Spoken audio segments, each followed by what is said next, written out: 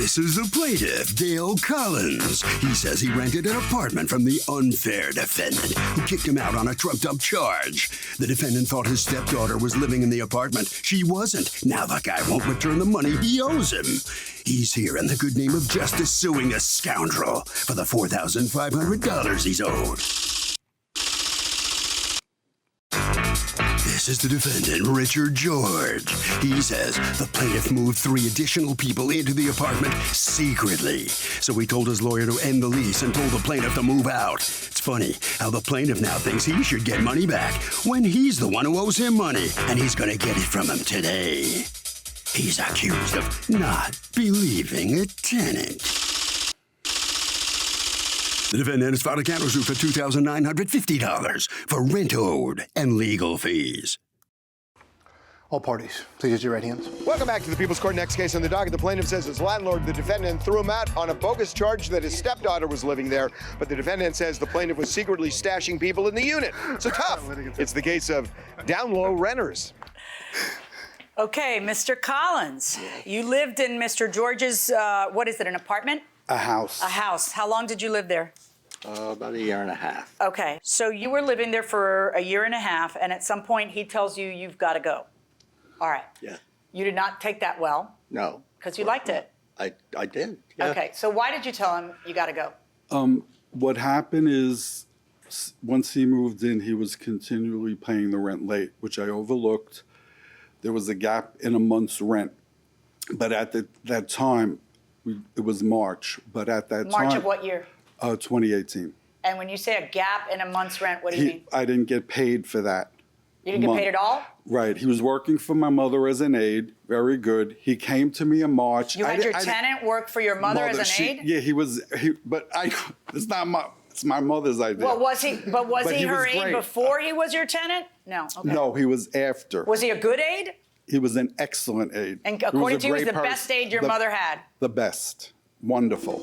So while he was working for her, he owed me March. I didn't say a word because I know he was in dire straits with his finances. Then in July, he spoke to me at my mother's house and said, Richie, I know I owe you March rent. Could I pay it off $100 a month? I said, fine. Okay, so in August, I have the receipts. He started paying me March 2018 rent.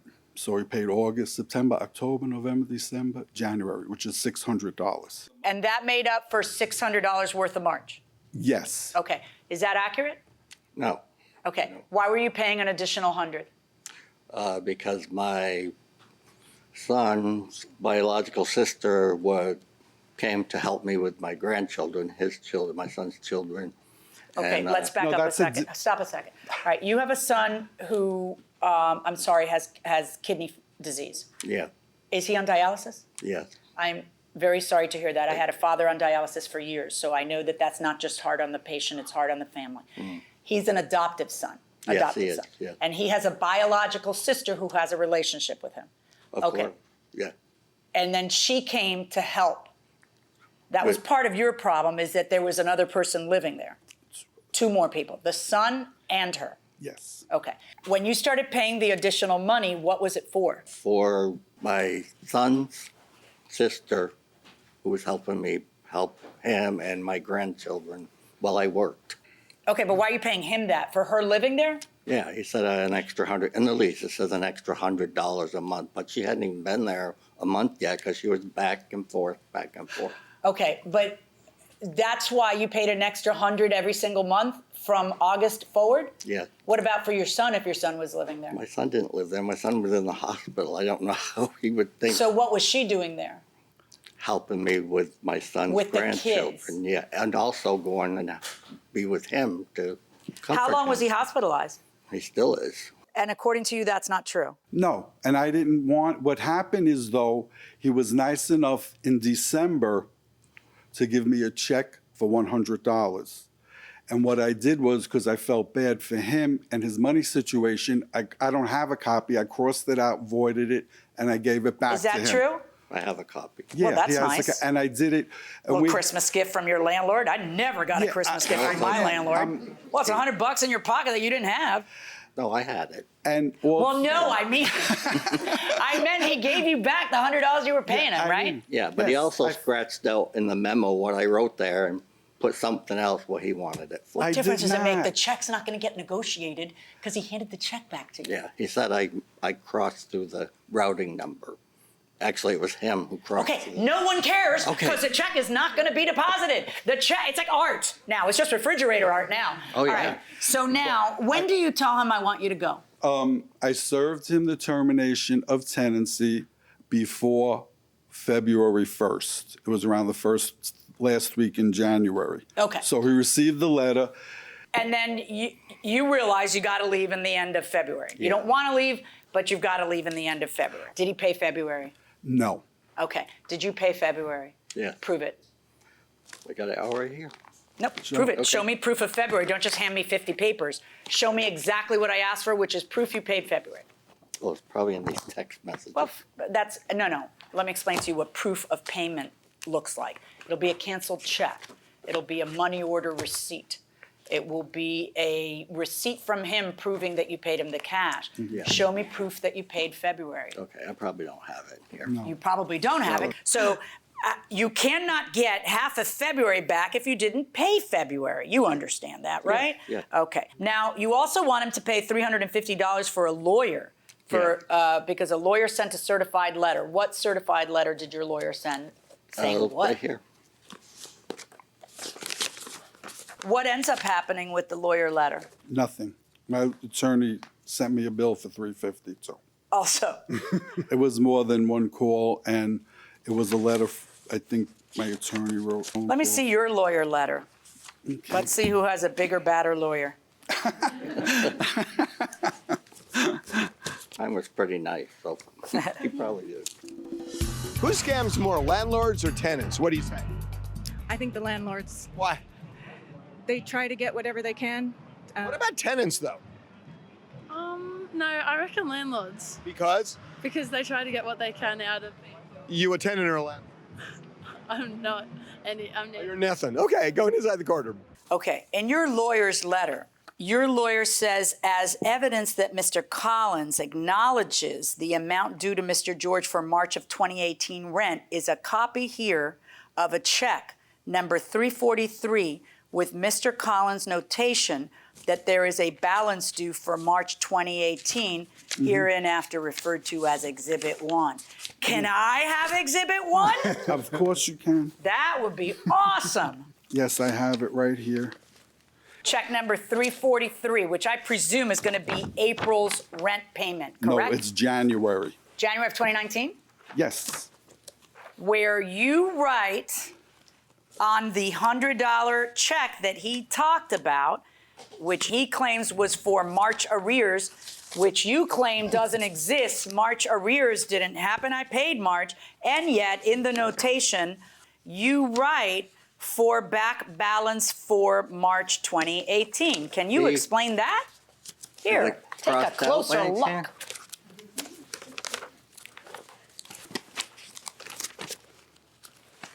Okay. Yes, I wrote that. There's only one reason to write that, which is that you acknowledge that you never paid March 2018. Well, So now okay. we know you didn't pay February 2019 because you've admitted it, that you have zero proof that you did.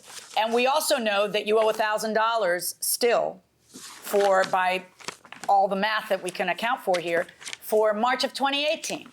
You've got a landlord who gives you a $100 gift in December. I'll tell you what, let it slide this month because, it's Christmas. It's Christmas, for God's sake.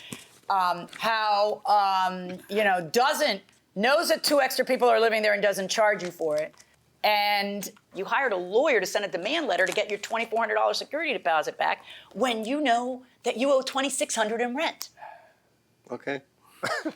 But Also, why? there was not 2 extra people. The other person Oh, was. forget them. You're not even getting charged They for that. painted this house. Yeah, but it doesn't matter. You're not even getting. He's not suing for rent to include them, which he could, because your lease says $100 for every extra person. He didn't even do that.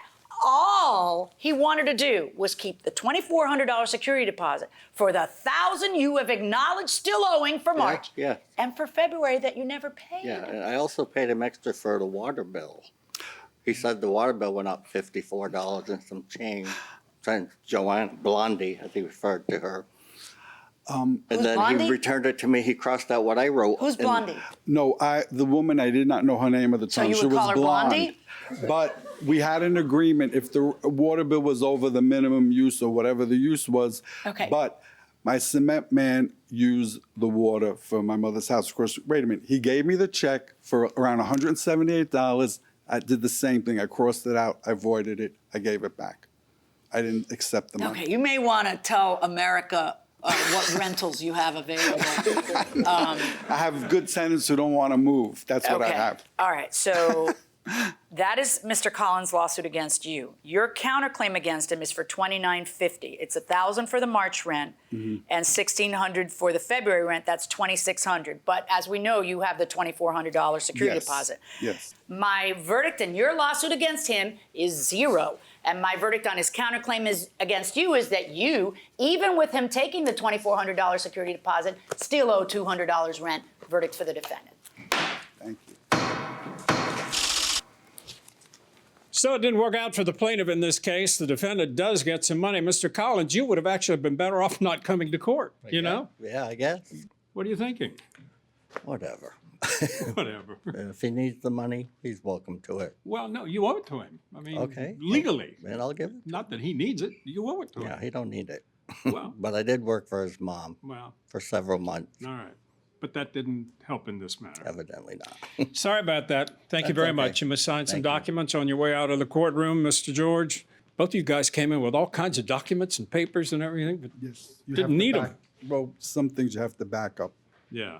Okay. You sound like a good landlord, really. I'm a very good, compassionate, easy landlord to get along with. Okay. Got somebody else in there now? Hopefully, I will have somebody. I'm taking my time. Okay, very good. Thank you very much, sir. You get $200 more. So Thanks. it's a good day for you. Thank you. Okay, bye-bye.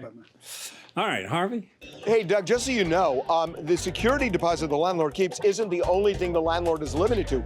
If the damages or the back rent is more than that, landlord can go after it.